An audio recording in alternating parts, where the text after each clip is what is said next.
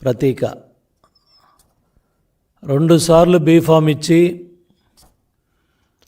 నిన్ను విజయవాడ పార్లమెంటు లోక్సభ సభ్యుడిగా చేస్తే చంద్రబాబు నాయుడు గారు బంగారం, లోకేష్ బాబు బంగారం. ఈరోజు సీటు రాదనే అభద్రతా భావంతో పార్టీ మార్చి ఒక అవినీతిపరుడు land, sand, wine, mine, cent పట్టాలో 2,55,000 కోట్ల దోపిడీ చేసిన ఒక అవినీతిపరుడు పక్కన చేరి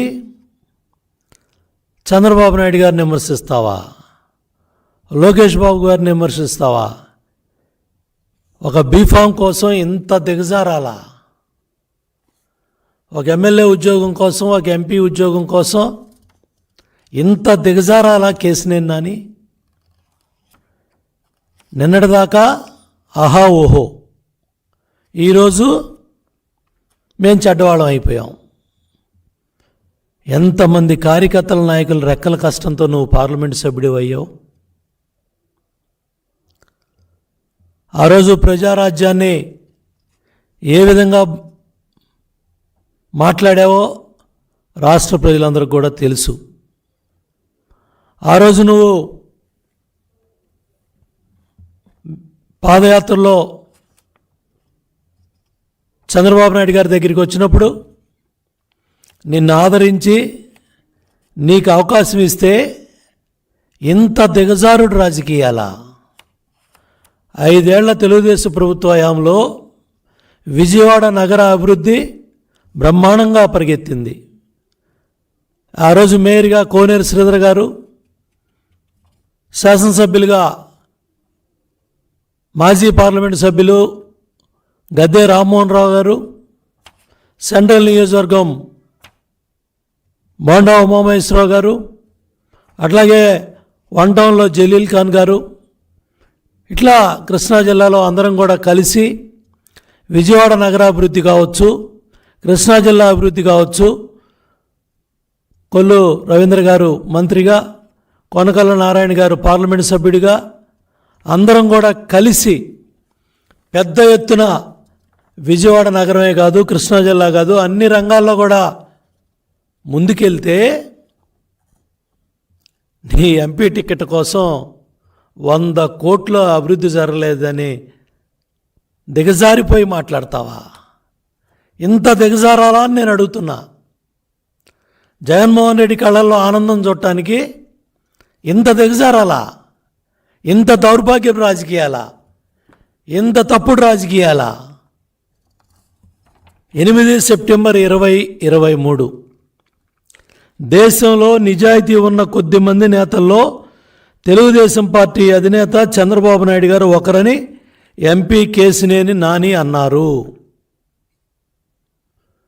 సెప్టెంబర్ 23కి 2024 జనవరికి ఏమైందని నేను అడుగుతా ఉన్నా కేసినేని నానిని. ఇవాళ ఎంత దిగజారాలా అని అడుగుతున్నా. నువ్వు ఆ రోజు ట్రాన్స్పోర్ట్ ఎవరైతే అధికారులతో విజయవాడలో గొడవ జరిగినప్పుడు నీ బళ్ళు సీజ్ అయ్యి నీ వ్యాపారంలో నష్టం ఉండి మీకున్న ఇబ్బందుల్లో మీరు వ్యాపారాన్ని వదులుకుంటే దాన్ని నాయకుడికి తెలుగుదేశం పార్టీకి ఆపాదిస్తారా? గత కొన్ని నెలలుగా, గత కొన్ని సంవత్సరాలుగా నోటికి ఇష్టం వచ్చినట్టు పార్టీ నాయకుల్ని, ఇన్ఛార్జీల్ని, గొట్టంగాళ్ళని అన్నిటికన్నా కూడా 53 రోజులు చంద్రబాబు నాయుడు గారు రాజమండ్రి సెంట్రల్ జైల్లో ఉండి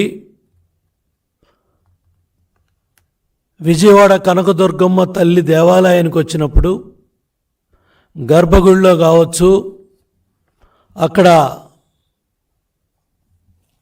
ఆశీర్వాదం ఇచ్చేటప్పుడు మీ అహంకారానికి, మీరు మాట్లాడిన భాషకి ఆ తల్లి కనకదుర్గమ్మే ఈరోజు మీ పతనానికి దారి చూపించింది.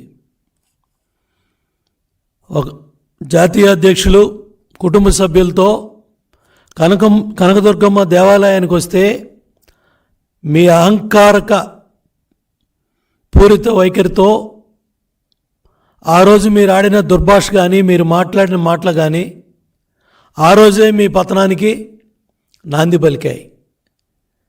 మీ అహంకారం, మీ దుర్భాషలో ఇవాళ మీ పతనానికి దారితీసాయి. ఒక అవినీతి పరుడు పంచన చేరి తెలుగుదేశం పార్టీ నాయకుడిని ఇవాళ యువగళం పాదయాత్రలో 3132 కిలోమీటర్లు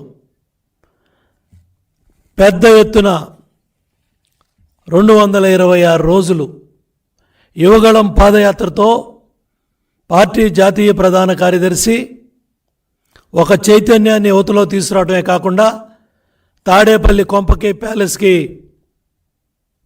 వాళ్ళ వెన్నులో వణుకు ప్రారంభమైందంటే యువగళం పాదయాత్రను గుర్తుపెట్టుకోమని జగన్ రెడ్డికి, కేశినేని నానికి తెలియజేస్తా ఉన్నా. రాష్ట్రం మొత్తం యువగళం ప్రజాగళమై ప్రభంజనమై పెద్ద ఎత్తున యువతని చైతన్యపరిచింది.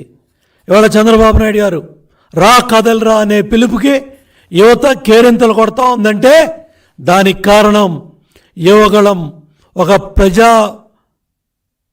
గళమై పెద్ద ఎత్తున ప్రభంజనమై పోలీస్ కేసు